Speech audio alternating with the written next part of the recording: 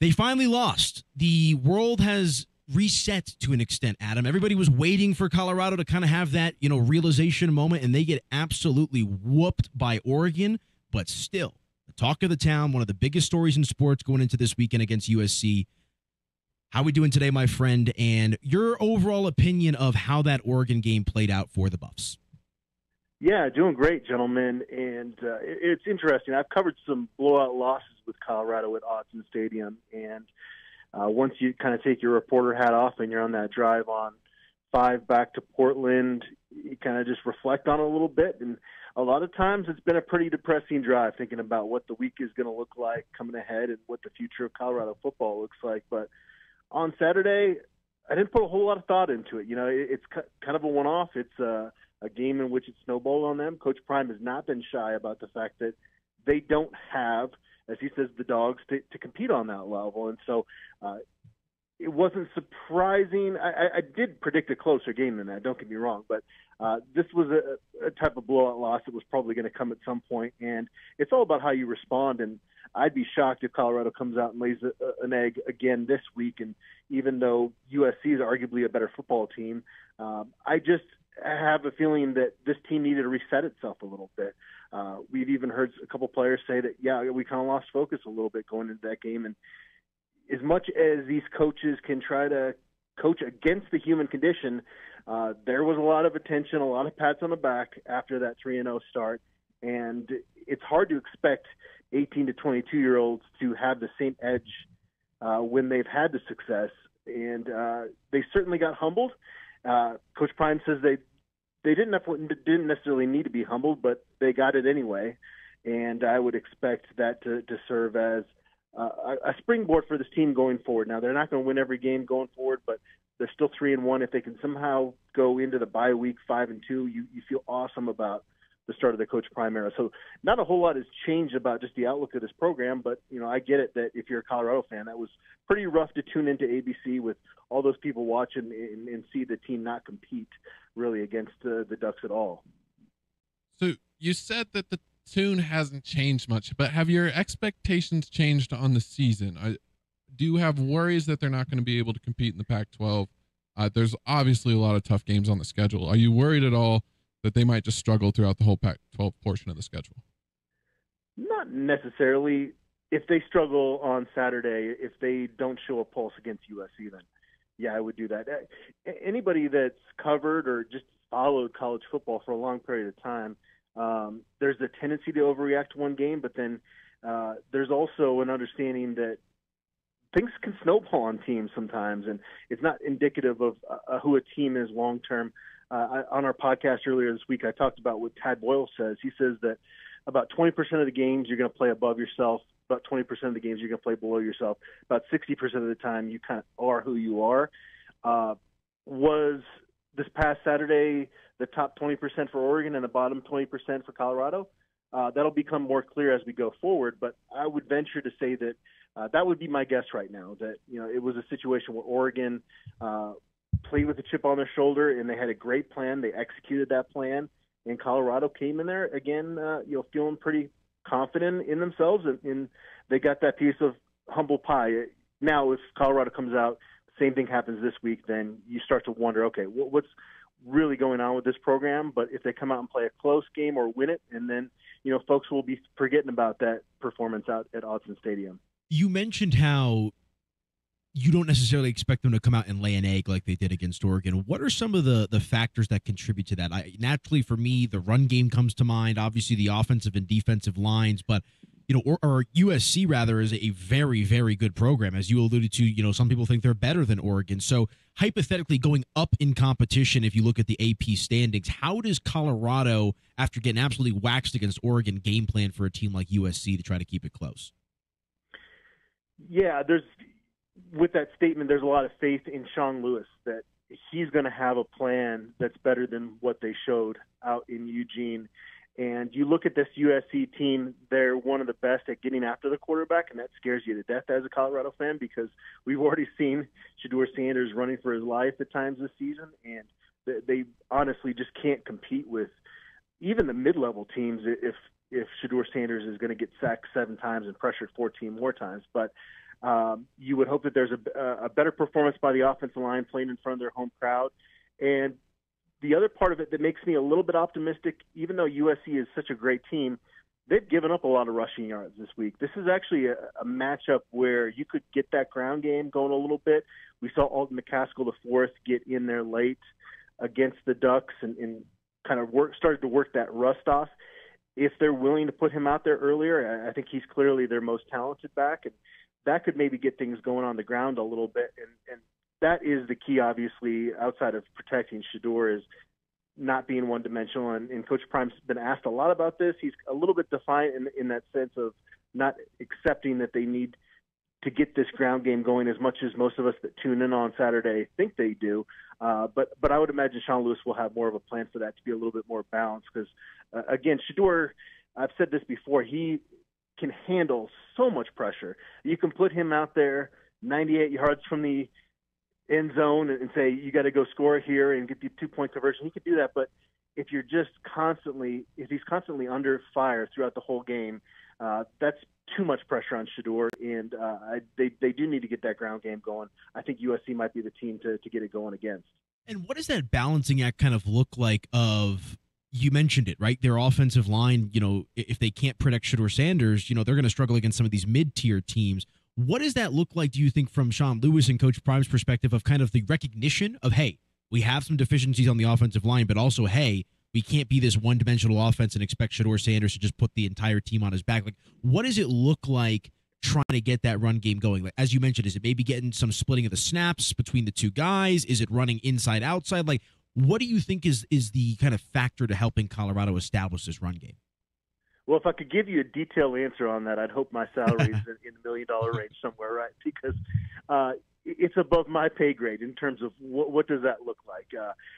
What it doesn't look like is what happened at Oregon, and certainly they had Colorado well schemed, and so they're going to have to think outside the box a little bit, right, and show some things that they haven't shown before. Again, when I say that I expect Colorado to come back, that's not just expecting the resiliency of this team to show up, but it's also a huge hat tip to what Sean Lewis has done throughout his career. This is when he was at Kent State, they went against a Power 5 team 2 or 3 times every non-conference portion of their schedule, and they were really, really difficult. And so he's had top-level Power 5 coordinators looking at his game plan, and he's been able to be successful against them in the past. And so I expect that to show itself exactly what that looks like. My guess would be a heavier dose of Alton McCaskill and really challenging that offensive line. And maybe with the home crowd at their back, they'll show a little bit more push in the trenches. The guard play has been a struggle at both those spots. Even Van Wells hasn't lived up quite to our expectations coming off his freshman All-American campaign last year. He's their starting center. So a part of it is the personnel, but part of it is Sean Lewis, again, thinking outside the box and coming up with a plan that can put a little bit less pressure on Shedeur's shoulders going into this matchup. I do think that the offense has looked a little too predictable over the last couple of weeks, and I trust Sean Lewis. This is a guy that scored 24 points with the Kent State offense against Georgia last year. If he can scheme up 24 with that type of talent, I think he's going to be able to scheme a little bit better than he has over the last 2 games. But Adam, I want to switch gears with you a little bit, as we're going to do with every home game. We got to talk the recruits that are visiting this weekend. There were rumors that there were 2 5-star wide receivers that were expected to come this week, Ryan Wingo and Cameron Coleman, and then they seem to have moved those back. I'm going to assume that's because of the 10 a.m. kickoff time. It's really hard to bring in recruits for a day when you're kicking off at 10 a.m. What have you been hearing about visitors this weekend, and particularly what happened with those 2? Yeah, that's the great thing about the noon kickoff on the East Coast and 10 o'clock here in the Mountain Time Zone is that you get Big Fox Noon out there and all that, but it does make it really difficult. You would have to line up with a recruit that basically has a bye week this week, and you'd have to be the destination they choose to go to. So it is tough to bring out visitors when you have that type of kickoff. Even in afternoon kickoff, you see these recruits are typically getting on their plane at 5, 6 in the morning to come out. So it's kind of tough to ask a guy to play late into the night and then hop on a plane right away, especially with a 10 a.m. kick. But Jordan Davidson, one of the top running backs in the country for next year, a 5-star composite. It sounds like he's going to be able to make it out. So they're not going to lack total star power. Another interesting guy to keep an eye on is Gage Ginther out of Fort Collins. He goes to Fossil Ridge High School, and he's been committed to Tennessee for a long time, but it sounds like he might be in Folsom Field as well. That would be a big-time flip if they were able to get him, because it's a pretty shallow pool of top-level talent in state for this coming cycle 2024, but Gage Ginther is one of those guys that you'd really like to add to this program if you're Coach Prime and the staff. Yeah, all eyes will be on the Buffs this weekend, whether you're a recruit, prospective student, whatever it might be. I mean, there's obviously a litany of celebrities that are going to be out there, LeBron James, Will Ferrell, Matthew McConaughey, among some others. I mean, Boulder is the place to be. One more before we let you go. I want to highlight the quarterback matchup, because obviously you're going to have Shedeur Sanders and you're going to have Caleb Williams on the other side for USC. And there was a clip from Coach Prime, I think it came out last week, where he was talking about, Shedeur don't want to be second to nobody. And obviously Caleb Williams is a phenomenal player. But where do you think this game, what does this game represent, do you think, not just for college football, but for two-star players clashing, two-star players? I think back to when Justin Fields and Trevor Lawrence squared off against each other, in the college football playoff. Where do you think this matchup from a star power perspective ranks? And also looking forward to the future about two potential big-time players at the next level in the NFL. Well, part of it is that Caleb Williams, especially with Travis Hunter being out for Colorado, and we don't quite know what Zay Weaver's status is going to be for this game, is Caleb Williams has quite a better supporting cast around him. And so if Shedeur gets the support around him, it should be a clash, to your point, of a couple of the best quarterbacks in the country and two guys that should be drafted in the first round. And it will probably end up turning into a shootout, and it should be a great performance by both. But Caleb Williams just has so much more around him that there's less pressure on him, and he can kind of go into games a little bit more free. But it's not often that you talk about an upcoming game and talk about somebody that's already won the Heisman Trophy. So that's kind of a cool aspect of it. I know that Colorado's defensive players are kind of looking to that challenge. Maybe it's a be careful what you wish for situation there, but this is why you come to play Power 5 football, is to have matchups like this and to go against a guy like Caleb Williams and really test your ability against the best. And I would certainly expect that's the case. Caleb Williams was pretty magical out there in Los Angeles last year when the Buffs matched up against him. He had 5 touchdowns and did a few things that not many quarterbacks can do. So he's definitely a pleasure to watch. Adam, I can't let you go just yet because there were a couple teams on CU campus that started practices this week, the men's and women's basketball team. Both teams have high expectations this year. I believe you were able to talk to Cody Williams, who's another top recruit. He spoke with the media for the first time since coming to Boulder. Was there anything that impressed you about Cody Williams and how he's going to fit in with Tad Boyle and the Buffs?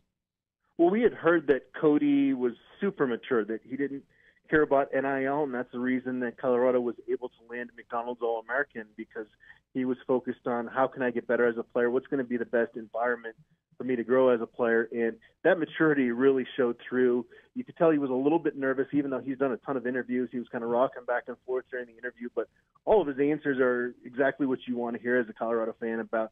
He's not focused on the NBA draft and is all focused on trying to get better day to day. And just having watched practice, you wouldn't have to know that Cody Williams is a 5-star to notice within about 5 to 10 minutes of watching that practice that the guy wearing number 10 is pretty special. He has a vision on the court that I think is unmatched by like a 6'8" guy in college basketball. He knows where to go with the basketball, gets it out. He's unselfish.